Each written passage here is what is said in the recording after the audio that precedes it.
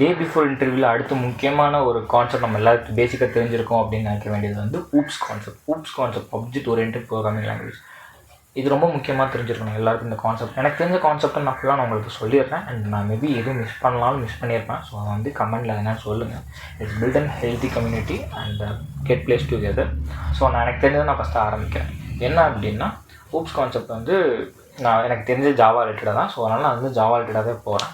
First time start with இன்ஹெரிட்டன்ஸ்ன்றது வந்து 5 type இருக்குது. Single inheritance என்ன அப்படின்னா பேரண்ட் ஏ கிளாஸ் ஒன்று இருக்கும், சைல்டு ஏ கிளாஸ் ஒன்று இருக்கும். பேரண்ட் கிளாஸை வந்து சைல்டு கிளாஸ் வந்து இன்ஹெரிட் பண்ணிக்கும். ஸோ வந்து இப்போது சைல்டுக்கு வந்து பேரண்டோட ப்ராப்பர்ட்டிஸ் எல்லாமே வந்துடும். உங்கள் அப்பாவோட சொத்து வந்து உங்களுக்கு வந்துருக்கிற மாதிரி எக்ஸ்டென்ஸ் கீவேர்டை வச்சு பண்ணிக்கிறோம்.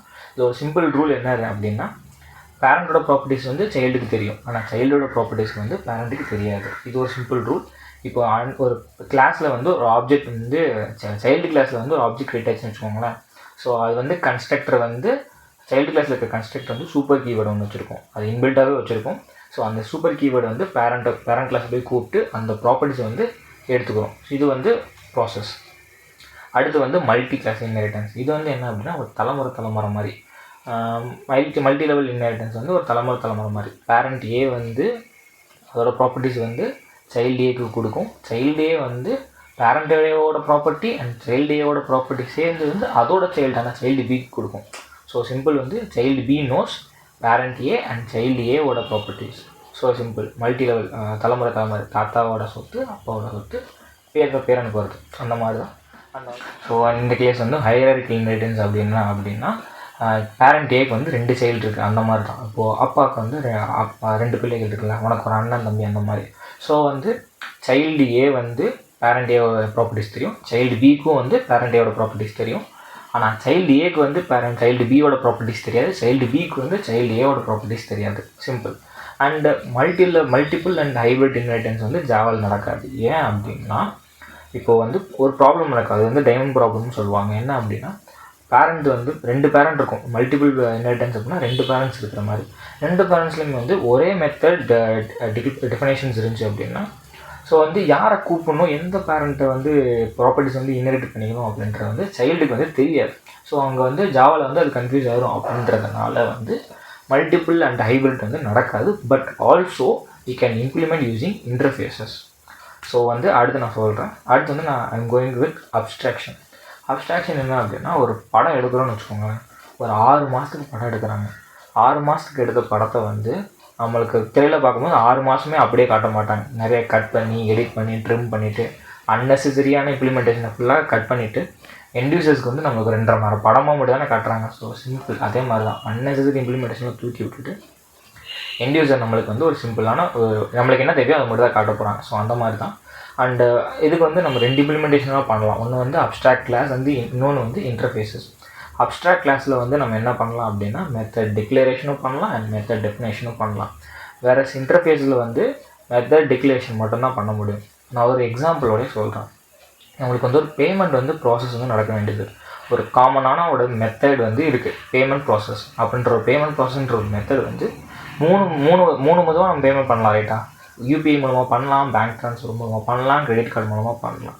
ஸோ இது 3க்குமே வந்து ஒரே மெத்தட் தான் பேமெண்ட் ப்ராசஸ்ன்ற ஒரு மெத்தட் நேம். பட் 3 கிளாஸஸுக்குமே வந்து டிஃப்ரெண்ட் ஃபங்க்ஷனாலிட்டிஸ் இருக்கும்.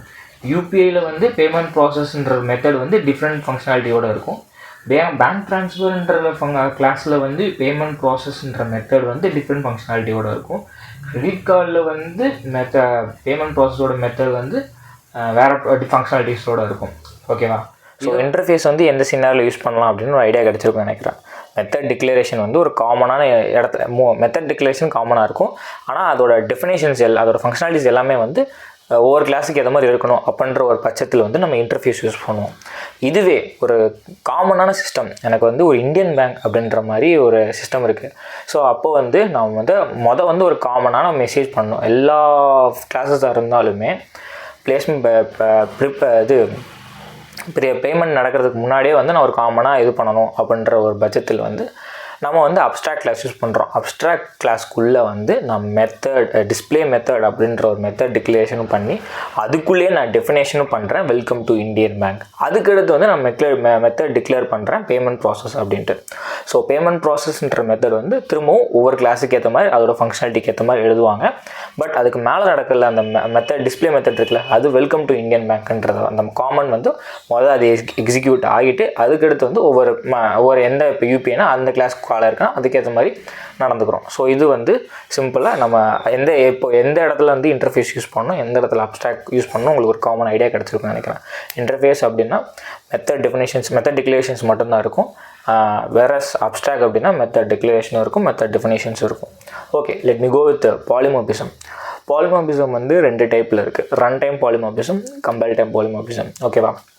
ரன் டைம் பாலிமார்பிசம் அப்படின்னா ஃபஸ்ட்டு கம்பைல் டைம் பாலிமார்பிசம் சொல்கிறேன். கம்பைல் டைம் பாலிமார்பிசம் அப்படின்னா மெத்தட் ஓவர்லோடிங். இது வந்து எப்படின்ற பட்சத்தில் வந்து இப்போது சேம் நேம் இருக்கும், ஆனால் பேராமீட்டர்ஸில் வந்து அது டிஃப்ரென்ஸாக இருக்குன்றதுனால வந்து கம்பைல் டைம்லேயே வந்து நான் எதை கம்பைலர் வந்து தெரிஞ்சிடும், நான் இதை தான் கம்பைல் பண்ண போகிறேன், இந்த மெத்தட் தான் கூப்பிட போகிறேன் அப்படின்னு தெரிஞ்சிடும். ஸோ அது இயர்லியாகவே கண்டுபிடிச்சுன்றதுனால இது இயர்லி பைண்டிங்கும் சேர்த்து சொல்லுவாங்க, கம்பைல் டைம் பாலிமார்பிசம் சேர்த்து சொல்லுவாங்க, மெத்தட் ஓவர்லோடிங்னு சொல்லுவாங்க. அண்ட் இது ஒரு சின்ன எக்ஸாம்பிள் வச்சு சொல்கிறேன். 3 மெத்தட் இருக்குது சம் அப்படின்ற அந்த பேரில் வந்துட்டு, ஆனால் டிஃப்ரெண்ட் பேராமீட்டர்ஸில் இருக்குது. ஒரு தடவை 2 இன்புட் 3 இன்புட் 4 இன்புட் அப்படின்ற மாதிரி இருக்குது. ஆர்குமெண்ட் நான் பாஸ் பண்ணுறதை வச்சு 2 ஆர்குமெண்ட் நான் பாஸ் பண்ணேன் அப்படின்னா எந்த மெத்தடை கூப்பிடணும் அப்படின்னு கம்பைலுக்கு வந்து கம்பைல் டைமில் தெரிஞ்சிடும். ஸோ அதனால் early binding and static polymorphism அப்படின்னு சேர்த்து சொல்லுவாங்க. இன்னொரு பாலிமார்பிசம் வந்து run time polymorphism. Run time polymorphism வந்து மெத்தட் ஓவர் ரைடிங் சொல்லுவாங்க. இது வந்து method name, parameter, even return type வரைக்கும் எல்லாமே சேமாக தான் இருக்கும். பட் இது எப்போ கம்பைலர் வந்து எப்படி கண்டுபிடிச்சிக்கும் அப்படின்னா ரன் டைமில் தான் கண்டுபிடிக்க போகிறோம். நான் வந்து எந்த எதுக்கு வச்சு ஆப்ஜெக்ட் க்ரியேட் பண்ணுறேன் அப்படின்ற மாதிரி தான். பேரண்ட் கிளாஸ்லேயே வந்து இப்போ ஒரு எக்ஸாம்பிள் சொல்கிறேன். பேரண்ட் கிளாஸில் வந்து டிஸ்பிளே மெத்தட் இருக்குது, சைல்டு கிளாஸ்லேயே வந்து டிஸ்பிளே மெத்தட் இருக்குது. கம்பைல் டைமில் வந்து கண்டுபிடிக்க முடியாது எந்த கிளாஸில் இருக்க டிஸ்பிளே மெத்தட் நான் கூப்பிட போகிறேன் அப்படின்ட்டு.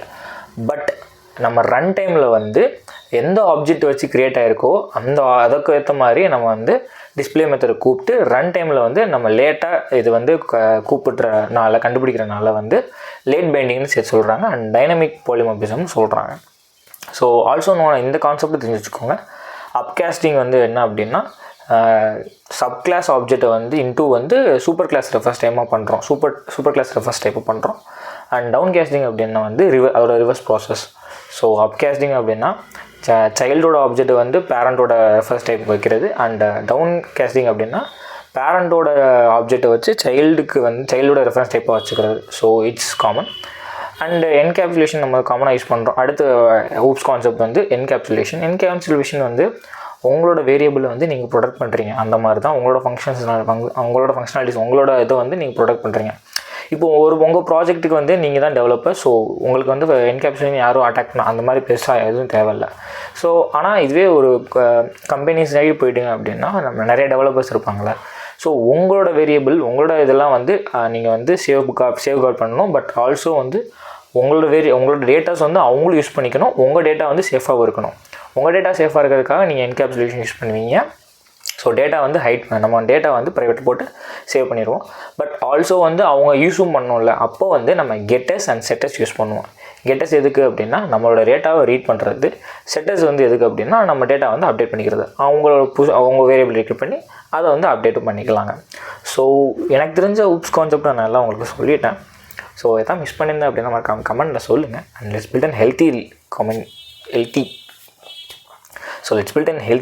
environment and grow together and play together. So see you next video.